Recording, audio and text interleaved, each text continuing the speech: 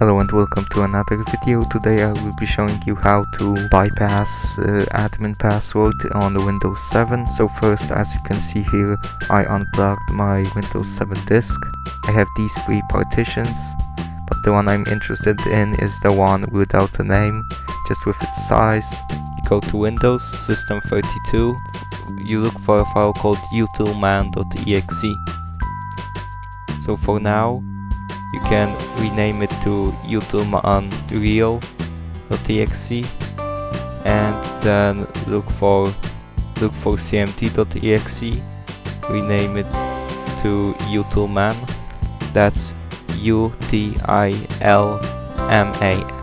and U with a capital letter. So now you should be able to plug the disk back into your Windows 7 laptop. After booting, click the bottom left icon.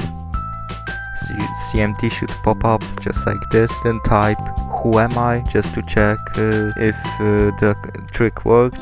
Then type net user to list users. Type net user, the name of the admin account. In my case it's admin, and then the password that you want to set. So as you can see, my password is very strong password. Then click enter and you will get a confirmation that the command worked. So now select your admin, type in the password and enjoy your admin privileges.